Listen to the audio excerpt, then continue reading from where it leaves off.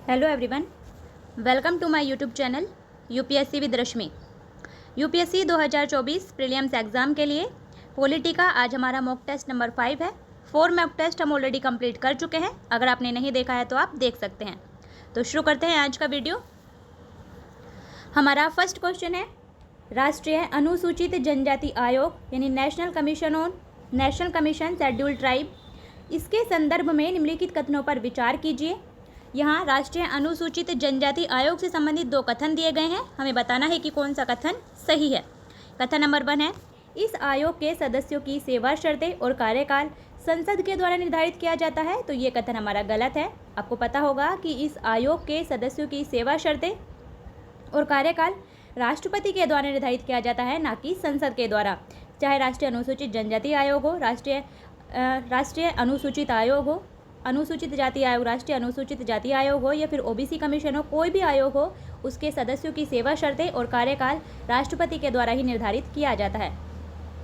इसलिए कथन 1 हमारा गलत है। कथन नंबर 2 है, मूल संविधान में अनुसूचित जनजातियों के लिए एक अलग राष्ट्रीय आयोग का प्रावधान नहीं था। तो ये कथन हमारा बिल्कुल सही है। मूल संविधान में अनुसूचित जनजातियों के लिए एक अलग से राष्ट्रीय आयोग का प्रावधान नहीं था, बल्कि इसे 89वें संविधान संशोधन अधिनियम 2003 के माध्यम से जोड़ा गया था। इसलिए हमारा सही आंसर होगा केवल कथन 2 सही है, यानी ऑप्शन नंबर बी हमारा सही आंसर है। अब इसकी एक्सप्लेनेशन देखते हैं। सबसे पहले होता है 65वां संविधान संशोधन अधिनियम 1990। 65वें संविधान संशोधन अधिनियम 1990 के द्वारा अनुसूचित जाति और अनुसूचित जनजाति के लिए एक ही राष्ट्रीय आयोग की स्थापना की गई थी, जिसका नाम रखा गया था अनुसूचित जाति और अनुसूचित जनजाति आयोग। संविधान के आर्टिकल 338 के द्वारा इस आयोग की स्थापना अनुसूचित जाति और अनुसूचित जनजाति को संविधान या अन्य विधियों के अंतर्गत संरक्षण प्रदान करने के उद्देश्य से की गई थी। आर्टिकल 338 के तहत राष्ट्रीय अनुसूचित जाति और अनुसूचित जनजाति आयोग की स्थापना की गई थी, सबसे पहले 65वें संविधान संशोधन अधिनियम 1990 के द्वारा। क्योंकि इससे पहले अनुसूचित जाति के लिए भी आयोग नहीं था, सिर्फ एक विशेष अधिकारी की नियुक्ति की बात कही गई थी। उस विशेष अधिकारी को किसके द्वारा चेंज किया गया? राष्ट्रीय अनुसूचित जाति और अनुसूचित जनजाति आयोग के द्वारा प्रतिस्थापित कर दिया गया। उसके बाद अनुसूचित जनजातियों के हितों की अधिक प्रभावी ढंग से रक्षा करने के लिए यह प्रस्ताव रखा गया कि राष्ट्रीय अनुसूचित जाति आयोग और अनुसूचित जनजाति आयोग का विभाजन कर दिया जाए और दोनों के लिए एक अलग अलग आयोग की स्थापना की जाए। इसकी स्थापना उसके बाद राष्ट्रीय अनुसूचित जनजाति आयोग की स्थापना की गई। फिर 89वें संविधान संशोधन अधिनियम 2003 के माध्यम से राष्ट्रीय अनुसूचित जनजाति आयोग की स्थापना की गई। आर्टिकल 338 में एक नया अनुच्छेद जोड़ा गया, आर्टिकल 338A। तो राष्ट्रीय अनुसूचित जाति और राष्ट्रीय अनुसूचित जाति आयोग की स्थापना की गई है वर्तमान में आर्टिकल 338 के तहत, 65वें संविधान संशोधन अधिनियम 1990 के द्वारा और 89वें संविधान संशोधन अधिनियम 2003 के माध्यम से राष्ट्रीय अनुसूचित जाति और अनुसूचित जनजाति आयोग का विभाजन करके राष्ट्रीय अनुसूचित जनजाति आयोग अलग से गठन किया गया आर्टिकल 338A के तहत। 2004 में राष्ट्रीय अनुसूचित जनजाति आयोग अस्तित्व में आया था। इसमें एक अध्यक्ष, एक उपाध्यक्ष और 3 अन्य सदस्य होते हैं। तो आपको ध्यान रखना है, राष्ट्रीय अनुसूचित जनजाति आयोग में कुल 5 सदस्य होते हैं, जिनमें से एक अध्यक्ष, एक उपाध्यक्ष और 3 अन्य सदस्य। उन्हें राष्ट्रपति के द्वारा हस्ताक्षर और मुहर सहित आदेश के द्वारा नियुक्त किया जाता है और उनकी सेवा शर्तें और कार्यालय का कार्यकाल भी राष्ट्रपति के द्वारा ही निर्धारित किया जाता है। आयोग को अपनी कार्यविधि को विनियमित करने की शक्ति प्राप्त होती है। फिर कोई भी आयोग को किसी भी मामले की जांच करते समय या किसी की शिकायत की जांच करते समय एक सिविल न्यायालय की सभी शक्तियां प्राप्त होती हैं और विशेष रूप से निम्नलिखित मामलों के संबंध में, जैसे अगर लगता है आयोग को भारत के किसी भी हिस्से से किसी भी व्यक्ति को समन करना और हाजिर कराना और शपथ पर उसकी जाँच करना, किसी दस्तावेज की खोज और पेश करने की अपेक्षा करना, शपथ पत्रों पर साक्ष्य ग्रहण करना, किसी भी अदालत या किसी भी कार्यालय से किसी भी सार्वजनिक रिकॉर्ड की मांग करना, गवाहों और दस्तावेजों की जांच के लिए समन जारी करना और कोई अन्य मामला जो राष्ट्रपति नियम के द्वारा अवधारित करे, ये सभी शक्तियां राष्ट्रीय अनुसूचित जनजाति आयोग को दी गई हैं। तो अब इससे कोई भी क्वेश्चन आए आप उसे सोल्व कर सकते हैं। नेक्स्ट क्वेश्चन है, निम्नलिखित में से कौन किसी बैंक को भारत में घरेलू प्रणालीगत महत्वपूर्ण बैंक यानी डोमेस्टिक सिस्टमेटिक इम्पोर्टेंट बैंक के रूप में नामित करता है? ऑप्शन है ए वित्त मंत्रालय, ऑप्शन बी भारतीय रिजर्व बैंक, ऑप्शन सी भारतीय बैंक संघ और ऑप्शन डी भारतीय प्रतिभूति और विनिमय बोर्ड। तो इसका सही आंसर ऑप्शन नंबर बी भारतीय रिजर्व बैंक किसी बैंक को भारत में घरेलू प्रणालीगत महत्वपूर्ण बैंक के रूप में नामित करता है। देखते हैं कि क्या होता है ये घरेलू प्रणालीगत महत्वपूर्ण बैंक। घरेलू प्रणालीगत महत्वपूर्ण बैंक यानी डोमेस्टिक सिस्टमेटिक इम्पोर्टेंट बैंक का अर्थ है कि ये बैंक आर्थिक रूप से बहुत महत्वपूर्ण है और इनके विफल होने की संभावना कम है। भारतीय रिजर्व बैंक के अनुसार कुछ बैंक अपने आकार, अपने अंतर क्षेत्रीय गतिविधियों, सम्मिश्रता और प्रतिस्थापन की कमी और अंतर संबंधिता के कारण प्रणालीगत रूप से महत्वपूर्ण हो जाते हैं। जिन बैंकों की संपत्ति सकल घरेलू उत्पाद यानी जीडीपी के 2% से अधिक है उन्हें ही समूह का हिस्सा माना जाता है। यानी आरबीआई के अनुसार जिन बैंकों की संपत्ति भारत की कुल जीडीपी के 2% से अधिक है उन्हें घरेलू प्रणालीगत महत्वपूर्ण बैंक के रूप में शामिल किया जाता है। घरेलू प्रणालीगत महत्वपूर्ण बैंक ढांचे के अंतर्गत भारतीय रिजर्व बैंक के द्वारा घरेलू प्रणालीगत महत्वपूर्ण बैंक के रूप में नामित बैंकों के नामों का खुलासा किया जाता है और इसकी शुरुआत की गई थी 2015 से। इन बैंकों को उनके प्रणालीगत महत्व स्कोर यानी सिस्टमेटिक इम्पोर्टेंस स्कोर के आधार पर इस वर्ग में स्थान दिया जाता है। और चर्चा में क्यों था? क्योंकि हाल ही में भारतीय रिजर्व बैंक ने घोषणा की है कि भारतीय स्टेट बैंक, आईसीआईसीआई बैंक और एचडीएफसी बैंक को 2023 तक भारत में घरेलू प्रणालीगत महत्वपूर्ण बैंक के रूप में जारी रखा जाएगा। यानी ये पिछले साल का करंट अफेयर्स है, जब आरबीआई ने घोषणा की थी कि 2023 तक भारतीय स्टेट बैंक, आईसीआईसीआई बैंक और एचडीएफसी बैंक को 2023 तक घरेलू प्रणालीगत महत्वपूर्ण बैंक के रूप में जारी रखा जाएगा। तो क्या होता है घरेलू प्रणालीगत महत्वपूर्ण बैंक? अब ये भी पूछे तो आप उसे बता सकते हैं कि जिस बैंक की संपत्ति जीडीपी के 2% से अधिक होती है उन्हें इस समूह में शामिल किया जाता है और ये बैंक आर्थिक रूप से बहुत महत्वपूर्ण होते हैं, इनके विफल होने की संभावना कम होती है। नेक्स्ट क्वेश्चन है, निम्नलिखित में से कौन से अधिकार प्राण और दैहिक स्वतंत्रता के संरक्षण के अधिकार का हिस्सा हैं?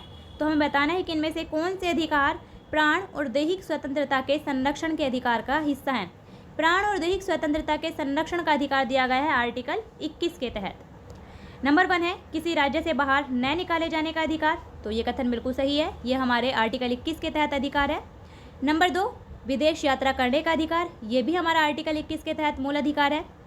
नंबर 3 मौन रहने की स्वतंत्रता। अब यहाँ आपको एलिमिनेट कैसे करना है? क्या बोलने की स्वतंत्रता आर्टिकल 21 में है? तो बोलने की स्वतंत्रता तो आर्टिकल 19 के तहत दी गई है। जब बोलने की स्वतंत्रता आर्टिकल 19 में है तो मौन रहने की स्वतंत्रता आर्टिकल 21 में कैसे होगी? तो मौन रहने की स्वतंत्रता ये वर्णन मिलता है हमें आर्टिकल 19 में, तो ये हमारे आर्टिकल 21 का भाग नहीं है। नंबर 4 है पहाड़ी क्षेत्रों में सड़क का अधिकार, ये हमारे आर्टिकल 21 का भाग है। तो हमारा सही आंसर होगा 1, 2 और 4 सही है, यानी ऑप्शन नंबर सी हमारा सही आंसर है। एक्सप्लेनेशन देखते हैं कि कौन कौन से अधिकार आर्टिकल 21 के अंतर्गत वर्णित है। आर्टिकल 21 में घोषणा की गई है कि विधि के द्वारा स्थापित प्रक्रिया के अतिरिक्त किसी भी अन्य प्रकार से किसी व्यक्ति को उसके जीवन या उसकी दैहिक स्वतंत्रता से वंचित नहीं किया जाएगा और यह अधिकार भारत के नागरिकों और विदेशी नागरिकों दोनों को प्राप्त है। सुप्रीम कोर्ट ने मेनका मामले के निर्णय को बाद में एक अन्य मामले में पुनः स्थापित किया। इसने आर्टिकल 21 के हिस्से के रूप में निम्नलिखित अधिकारों की घोषणा की है। यानी आर्टिकल 21 में किन किन अधिकारों को शामिल किया गया है वो देखते हैं। मानवीय प्रतिष्ठा के साथ जीने का अधिकार आर्टिकल 21 के अंतर्गत है। स्वच्छ पर्यावरण का अधिकार, इसके अंतर्गत प्रदूषण रहित जल और वायु का अधिकार और हानिकारक उद्योगों के विरुद्ध सुरक्षा का अधिकार भी शामिल है। तो स्वच्छ पर्यावरण का अधिकार, मानवीय प्रतिष्ठा के साथ जीने का अधिकार, जीवन रक्षा का अधिकार, निजता का अधिकार, ये आर्टिकल 21 के तहत मूल अधिकार हैं। सुप्रीम कोर्ट ने माना है, ऐसा उसमें वर्णित नहीं है, लेकिन सुप्रीम कोर्ट के अनुसार ये सब भी आर्टिकल 21 के तहत मूल अधिकार का ही हिस्सा है। आश्रय का अधिकार यानी आवास का अधिकार, स्वास्थ्य का अधिकार, 14 वर्ष की आयु तक निःशुल्क शिक्षा का अधिकार, निःशुल्क कानूनी सहायता का अधिकार, एकांत कारावास में बंद होने के विरुद्ध अधिकार, त्वरित सुनवाई का अधिकार, हथकड़ी लगाने के विरुद्ध अधिकार, अमानवीय व्यवहार के विरुद्ध अधिकार, विलंबित फांसी के विरुद्ध अधिकार, विदेश यात्रा करने का अधिकार, बंधुआ मजदूरी करने के विरुद्ध अधिकार,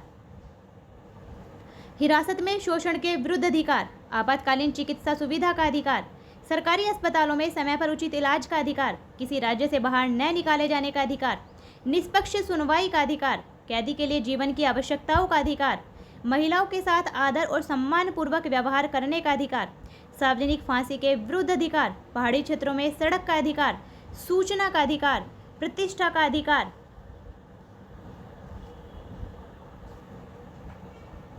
दोष सिद्धि वाले न्यायालय आदेश से अपील का अधिकार, पारिवारिक पेंशन का अधिकार, सामाजिक और आर्थिक न्याय तथा सशक्तिकरण का अधिकार, मार्केटर्स के विरुद्ध अधिकार, शयन का अधिकार, सोने का भी अधिकार है, जीवन बीमा पॉलिसी के विनियोग का अधिकार, ध्वनि प्रदूषण से मुक्ति का अधिकार, सतत विकास का अधिकार, अवसर का अधिकार, ये सभी आर्टिकल 21 के तहत हमारे मूल अधिकार हैं जो कि सुप्रीम कोर्ट ने निहित माने हैं। आर्टिकल 21 में सुप्रीम कोर्ट ने निहित माना है।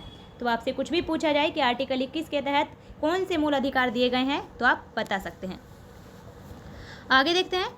वाक और अभिव्यक्ति की स्वतंत्रता दी गई है हमारे संविधान में आर्टिकल 19 क्लोज 1 सब क्लोज ए के तहत।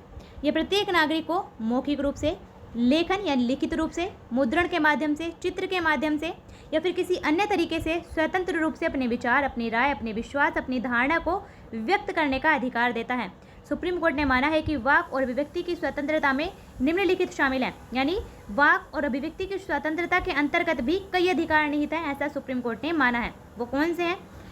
अपने या किसी अन्य के विचारों को प्रसारित करने का अधिकार है, प्रेस की स्वतंत्रता का अधिकार है, व्यावसायिक विज्ञापनों की स्वतंत्रता का अधिकार है, प्रसारण का अधिकार है, अर्थात सरकार का इलेक्ट्रॉनिक मीडिया पर एकाधिकार नहीं है। किसी राजनीतिक दल या संगठन के द्वारा आह्वान किए गए बंद के विरुद्ध अधिकार, सरकारी गतिविधियों की जानकारी का अधिकार, मौन रहने की स्वतंत्रता का अधिकार, अखबार पर प्री सेंसरशिप लगाने के खिलाफ अधिकार, प्रदर्शन या विरोध करने का अधिकार।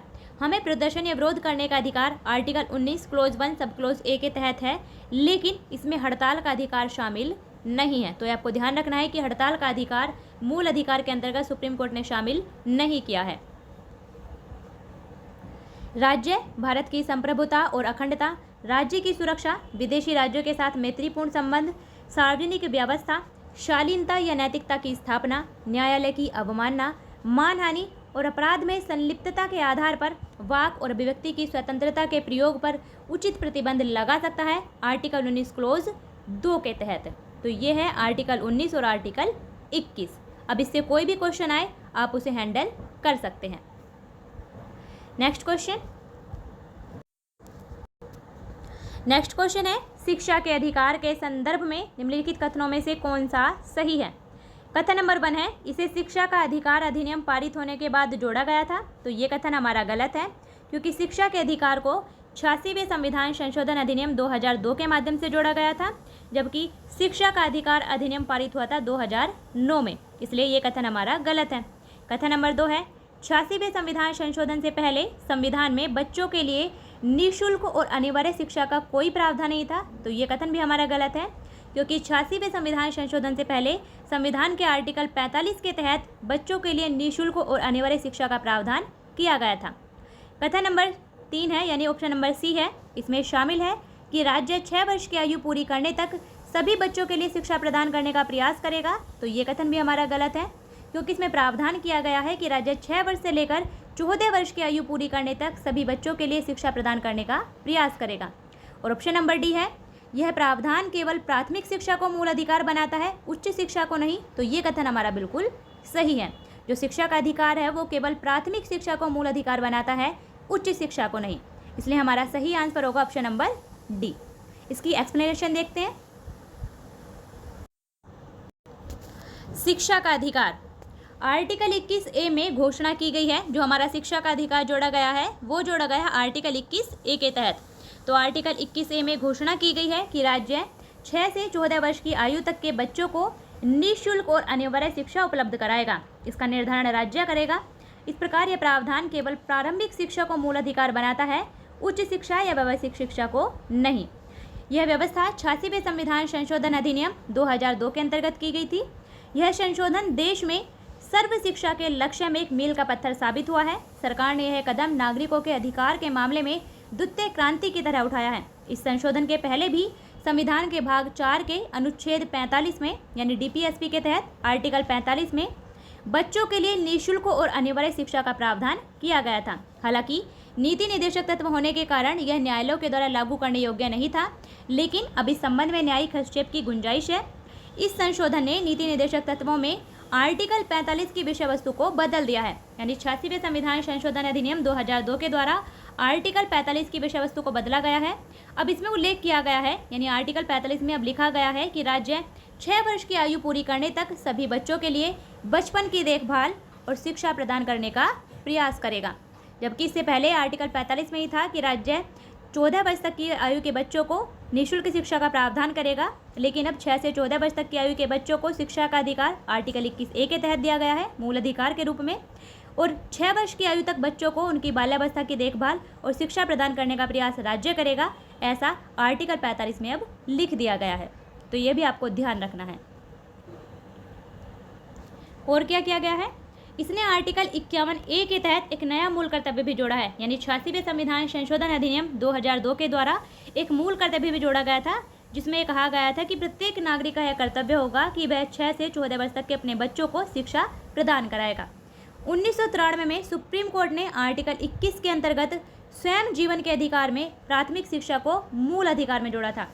1993 में एक मामला आया था सुप्रीम कोर्ट में, उन्नी कृष्णन बनाम आंध्र प्रदेश मामला। इसमें सुप्रीम कोर्ट ने आर्टिकल 21 के अंतर्गत स्वयं जीवन के अधिकार में प्राथमिक शिक्षा को मूल अधिकार के रूप में जोड़ा था। इसमें व्यवस्था की गई थी कि भारत के किसी भी बच्चे को 14 वर्ष की आयु तक निःशुल्क शिक्षा प्रदान की जाए। इसके उपरांत उसकी शिक्षा का अधिकार आर्थिक क्षमता की सीमा और राज्य के विकास का विषय है। इस फैसले में न्यायालय ने 1992 में दिए गए अपने पूर्व निर्णय को बदल दिया था, जिसमें 1992 में सुप्रीम कोर्ट ने घोषणा की थी कि शिक्षा का अधिकार किसी भी स्तर पर है, जिसमें व्यावसायिक शिक्षा जैसे कि चिकित्सा और इंजीनियरिंग भी शामिल है। यानी 1992 में सुप्रीम कोर्ट ने एक निर्णय दिया था, जिसमें सुप्रीम कोर्ट ने ये कहा था कि शिक्षा का अधिकार किसी भी स्तर पर एक मूल अधिकार है, जिसमें फिर व्यावसायिक शिक्षा भी शामिल थी। लेकिन 1993 में सुप्रीम कोर्ट ने अपना निर्णय बदल दिया और कहा कि प्राथमिक शिक्षा का अधिकार मूल अधिकार है, व्यावसायिक शिक्षा का अधिकार मूल अधिकार नहीं है। उसके बाद आर्टिकल 21 के अनुसरण में संसद ने बच्चों को निःशुल्क और अनिवार्य शिक्षा का अधिकार अधिनियम यानी राइट टू एजुकेशन 2009 अधिनियमित किया। इस अधिनियम के तहत प्रावधान किया गया कि 14 वर्ष की आयु तक के प्रत्येक बच्चे को संतोषजनक और समुचित गुणवत्ता वाली पूर्णकालिक प्रारंभिक शिक्षा एक ऐसे औपचारिक विद्यालय में प्राप्त करने का अधिकार है जिसमें कि अनिवार्य परिपाटियों और मानकों का पालन किया जाता हो। यानी इसी मूल अधिकार को लागू करने के लिए इसी के अनुसरण में संसद ने 2009 में एक अधिनियम बनाया, शिक्षा का अधिकार अधिनियम, और यह अधिनियम लागू हुआ था 1 अप्रैल 2010 से।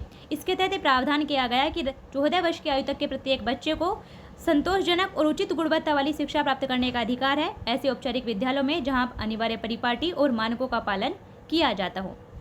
तो यह है आपका शिक्षा का अधिकार। अब इससे रिलेटेड कोई भी क्वेश्चन आए आप उसे सोल्व कर सकते हैं। हमारा टेस्ट सीरीज सोल्व करने का उद्देश्य यही होता है कि हमने जो कुछ पढ़ा है वो हमारा रिवाइज हो जाए, हमें कितना पता है और कहाँ हमसे गलती हो सकती है वो पॉइंट हमारे क्लियर हो जाते हैं उसकी एक्सप्लेनेशन से। तो देखते हैं नेक्स्ट क्वेश्चन। नेक्स्ट क्वेश्चन है, यह दुनिया के सबसे सक्रिय ज्वालामुखी में से एक है जिसमें हाल ही में पुनः विस्फोट हुआ है और यह दुनिया के सबसे बड़े सक्रिय ज्वालामुखी मोना लोआ के पास अवस्थित है। उपयुक्त परिच्छेद में निम्नलिखित में से किस ज्वालामुखी का वर्णन किया जा रहा है? तो मोना लोआ ज्वालामुखी कहाँ है? हवाई द्वीप में है मोना लोआ ज्वालामुखी। तो इनमें से वर्णन किया जा रहा है माउंट क्लाउआ ज्वालामुखी का, इसलिए इसका सही ऑप्शन है, सही आंसर होगा ऑप्शन नंबर ए। माउंट क्लाउआ ज्वालामुखी दुनिया के सबसे सक्रिय ज्वालामुखियों में से एक है जिसमें हाल ही में पुनः विस्फोट हुआ था 2023 में, पिछले साल। यह दुनिया के सबसे बड़े सक्रिय ज्वालामुखी मोना लोआ के पास ही अवस्थित है, इसलिए इसका सही आंसर ऑप्शन नंबर ए। देखते हैं इसकी एक्सप्लेनेशन। एक्सप्लेनेशन है, हाल ही में हवाई द्वीप पर स्थित क्लाउआ नामक ज्वालामुखी में पुनः विस्फोट हुआ है। क्लाउआ ज्वालामुखी एक सक्रिय शील्ड ज्वालामुखी है और शील्ड ज्वालामुखी किसे कहते हैं? शील्ड ज्वालामुखी से कम शानता वाले मैग्मा का उद्गार होता है और इसलिए इस प्रकार के ज्वालामुखी की ढाल मंद होती है। अमेरिका में स्थित हवाई मध्य प्रशांत महासागर में 8 ज्वालामुखी द्वीपों का एक समूह है। जो हवाई द्वीप है वो एक 8 ज्वालामुखी द्वीपों का समूह है। यह पश्चिम में क्योर द्वीप से लेकर पूर्व में हवाई द्वीप तक अर्धचंद्राकार रूप में विस्तृत है और हवाई द्वीप के भूभाग का 51% भाग ज्वालामुखियों के द्वारा ही निर्मित है। इन 8 ज्वालामुखियों में से 5 मुख्य ज्वालामुखी सक्रिय माने जाते हैं और इनमें से 4 सक्रिय ज्वालामुखी बिग आइलैंड पर ही स्थित हैं, जिनमें है क्लाउआ ज्वालामुखी, मोना लोआ ज्वालामुखी, मोना केआ ज्वालामुखी और हुलालाई ज्वालामुखी। तो ये हवाई द्वीप के प्रमुख ज्वालामुखी हैं, माउंट क्लाउआ ज्वालामुखी, मोना लोआ ज्वालामुखी, मोना केआ ज्वालामुखी और हुलालाई ज्वालामुखी। जो क्लाउआ ज्वालामुखियों से माउंट क्लाउआ भी कहा जाता है, यह विश्व का सबसे सक्रिय ज्वालामुखी पिंड है और यह ज्वालामुखी अमेरिका के हवाई राज्य में हवाई द्वीप के दक्षिण पूर्वी भाग पर अवस्थित है। माउंट क्लाउआ हवाई ज्वालामुखी राष्ट्रीय उद्यान की मुख्य विशेषता है। क्लाउआ मुख्य रूप से हवाई में विस्तृत है और एक केंद्रीय क्रेटर से हुए लावा के उद्गार और पूर्व व दक्षिण पश्चिम में रिफ्ट या दरारों के साथ फैले क्रेटर्स की पंक्तियों से निर्मित एक लंबा गुंबद है, यानी गुंबद की तरह है। क्रेटर ज्वालामुखी शंकु के ऊपर निर्मित सामान्यतः कीपाकार गर्तनुमा आकृति होती है। जो क्रेटर होता है वो ज्वालामुखी जो शंकु होता है, जब उसकी आकृति कीपाकार हो जाती है, वो थोड़ा सा बड़ा हो जाता है तो उसे कहा जाता है क्रेटर और इस क्रेटर के विस्तृत रूप को भी कहा जाता है काल्डेरा। तो ये भी आपको ध्यान रखना है। क्लाउआ की ढलान पश्चिम और उत्तर में निकटवर्ती ज्वालामुखी मोना लोआ की ढलान के साथ मिल जाती है। क्लाउआ से 1983 में उद्गारों की श्रृंखला शुरू हुई थी और 21वीं सदी की शुरुआत में भी जारी रही। उद्गारों की इस श्रृंखला के परिणाम स्वरूप क्लाउआ से प्रभावित होने वाले लावा की एक धारा का निर्माण हुआ, जो कि ज्वालामुखी से लगभग 10 मील यानी 16 किलोमीटर दूर दक्षिण में समुद्र तक पहुंच गई है। माउंट स्ट्रोम्बोली ज्वालामुखी, अब जो दूसरे विकल्प दिए गए थे उन्हें भी देखते हैं। माउंट स्ट्रोम्बोली ज्वालामुखी कहाँ है? माउंट स्ट्रोम्बोली ज्वालामुखी को भूमध्य सागर का प्रकाश स्तंभ भी कहा जाता है, यह आपको ध्यान रखना है। और ये इटली में है। इटली के 4 सक्रिय ज्वालामुखी में से एक है माउंट स्ट्रोम्बोली ज्वालामुखी। 8 वातोड़ द्वीपों में से एक है और ये वातोड़ द्वीप सिसिली के उत्तर में स्थित एक ज्वालामुखी चाप का निर्माण करते हैं। नेक्स्ट है माउंट वेसुवियस ज्वालामुखी, ये भी इटली में है। ये इटली के कैंपानिया में नेपल्स की खाड़ी में स्थित एक स्ट्रेटो ज्वालामुखी है और ये नेपल्स से लगभग 9 किलोमीटर पूर्व में और तट से थोड़ी ही दूरी पर स्थित है। यह कैंपानियन ज्वालामुखी चाप का निर्माण करने वाले ज्वालामुखी में से एक है। नेक्स्ट है माउंट एटना ज्वालामुखी, जो कि ये भी इटली में है। माउंट एटना ज्वालामुखी यह मैसिना और कैटेनिया शहरों के बीच कैटेनिया की मेट्रोपॉलिटन सिटी में सिसिली, जो इटली में है, सिसिली द्वीप उसके पूर्वी तट पर स्थित एक सक्रिय स्ट्रेटो ज्वालामुखी है और यह अफ्रीकी प्लेट और यूरेशियन प्लेट के बीच अभिसारी प्लेट के किनारे पर स्थित है। जो एटना ज्वालामुखी है वो अफ्रीकी प्लेट और यूरेशियन प्लेट के बीच में जो अभिसारी प्लेट के किनारे हैं वहाँ स्थित है। तो ये है आपका माउंट एटना, वेसुवियस, स्ट्रोम्बोली और माउंट क्लाउआ ज्वालामुखी। नेक्स्ट क्वेश्चन देखते हैं। नेक्स्ट क्वेश्चन है, अनुच्छेद 352 के तहत अब तक की गई राष्ट्रीय आपातकाल की उद्घोषणा के संदर्भ में निम्नलिखित कथनों पर विचार कीजिए। कथन नंबर 1 है, राष्ट्रीय आपातकाल की घोषणा अब तक 2 बार की गई है, तो ये कथन हमारा गलत है। राष्ट्रीय आपातकाल की घोषणा अब तक 3 बार की जा चुकी है। कथन नंबर 2 है, राष्ट्रीय आपातकाल की पहली उद्घोषणा नॉर्थ ईस्ट फ्रंटियर एजेंसी यानी नेफा में चीनी आक्रमण के कारण अक्टूबर 1962 में की गई थी, तो ये कथन हमारा सही है। नेफा यह अरुणाचल प्रदेश का प्राचीन नाम है और राष्ट्रीय आपातकाल की पहली उद्घोषणा इसी नेफा में चीनी आक्रमण के कारण अक्टूबर 1962 में की गई थी, इसलिए कथन 2 हमारा सही है। कथन नंबर 3 है, राष्ट्रीय आपातकाल की दूसरी उद्घोषणा 1975 में की गई थी, तो ये कथन हमारा गलत है। राष्ट्रीय आपातकाल की दूसरी उद्घोषणा 1971 में की गई थी। तो हमारा सही आंसर होगा केवल 2 कथन सही है, यानी ऑप्शन नंबर सी हमारा सही आंसर है। अब देखते हैं इसकी एक्सप्लेनेशन कि भारत में आपातकाल की घोषणा कब की गई थी और क्यों की गई थी। अब तक भारत में 3 बार राष्ट्रीय आपातकाल की उद्घोषणा की गई है, 1962, 1971 और 1975 में। राष्ट्रीय आपातकाल की पहली उद्घोषणा अक्टूबर 1962 में नॉर्थ ईस्ट फ्रंटियर एजेंसी यानी नेफा अर्थात वर्तमान अरुणाचल प्रदेश में चीनी आक्रमण के कारण की गई थी और यह जनवरी 1968 तक लागू रही थी। अतः 1965 में पाकिस्तान के विरुद्ध हुए युद्ध में नया आपातकाल जारी करने की आवश्यकता ही नहीं हुई, क्योंकि 1962 में भारत चीन युद्ध हुआ, 1965 में भारत पाकिस्तान युद्ध हुआ, तो उस समय आपातकाल ऑलरेडी लगा हुआ था। इसलिए 1965 में भारत पाकिस्तान युद्ध के समय दोबारा नया आपातकाल जारी करने की आवश्यकता ही नहीं पड़ी थी, क्योंकि 1962 का आपातकाल अभी भी लागू था और यह आपातकाल खत्म हुआ था जनवरी 1968 में।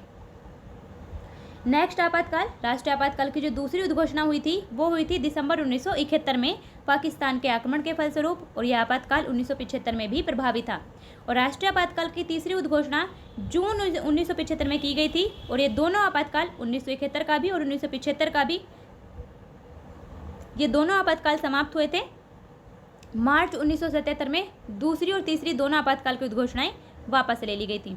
पहली जो दो आपातकाल हैं 1962 का और 1971 का, वो बाह्य आक्रमण के आधार पर लगाया गया था, जबकि जो तीसरा आपातकाल की घोषणा की गई थी 1975 में, वो आंतरिक उपद्रव के आधार पर की गई थी।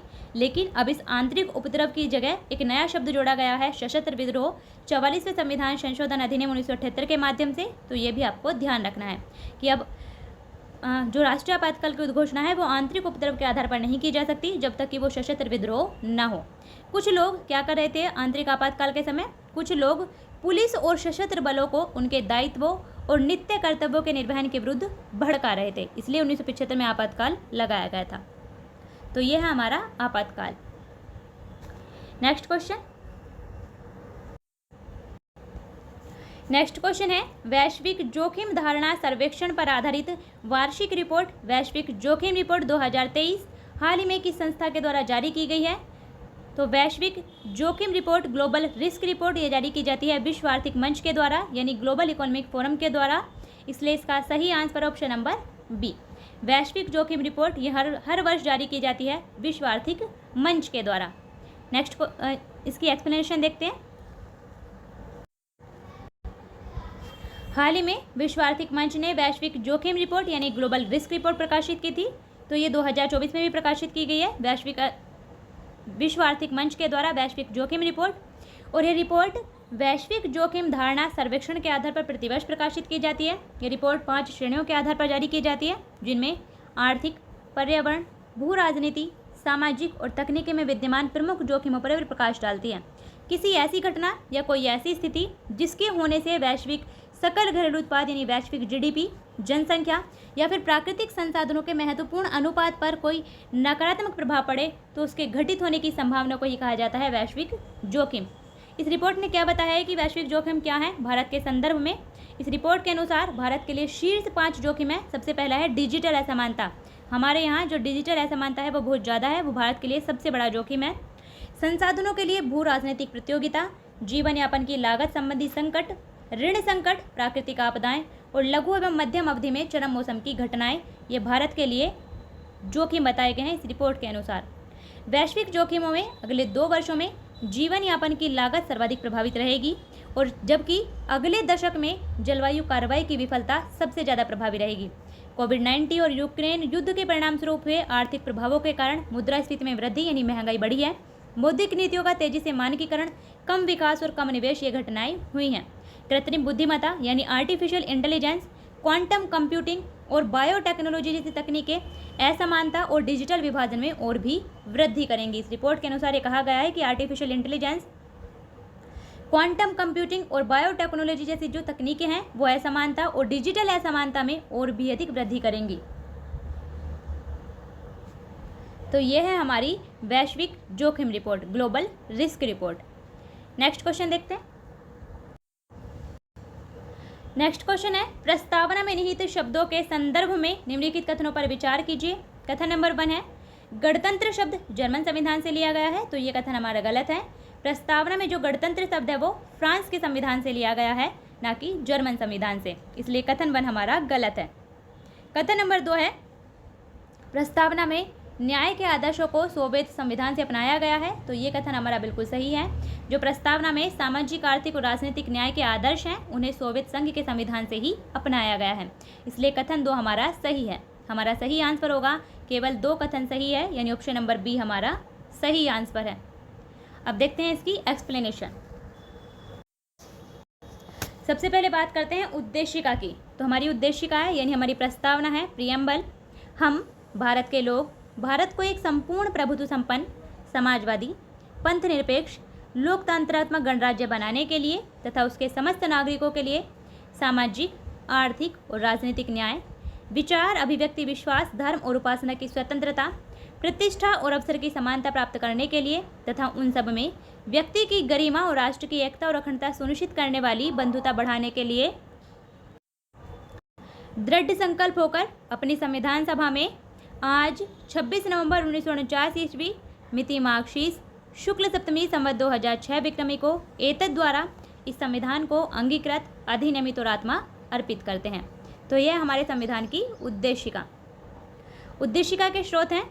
उद्देशिका में मौलिक कर्तव्यों और न्याय के आदर्शों को, जैसे कि सामाजिक, आर्थिक और राजनीतिक न्याय को सोवियत संविधान यानी जो यूएसएसआर था उसमें, और वर्तमान का रूस सोवियत संघ के संविधान से ही लिया गया है। जो न्याय के आदर्श हैं, सामाजिक, आर्थिक और राजनीतिक न्याय और मौलिक कर्तव्य भी, वो भी सोवियत संघ के संविधान से ही लिए गए हैं। प्रस्तावना में गणतंत्र और स्वतंत्रता, समता और बंधुता के आदर्शों को हमने फ्रांस के संविधान से लिया है, इसलिए ये भी आपको ध्यान रखना है। तो आज के लिए इतना ही। यह था हमारा आज का वीडियो, जिसमें हमने पॉलिटी से रिलेटेड कुछ क्वेश्चन डिस्कस किए हैं। अच्छे से पढ़िए, रिवाइज करिए। अगर आपने पहले पार्ट नहीं देखे हैं तो आप देख सकते हैं। वीडियो को शेयर भी कीजिए। आपका जो भी डाउट हो या जो भी क्वेश्चन हो आप कमेंट बॉक्स में लिख सकते हैं। फिर मिलते हैं नेक्स्ट वीडियो में, तब तक के लिए बेस्ट ऑफ लक।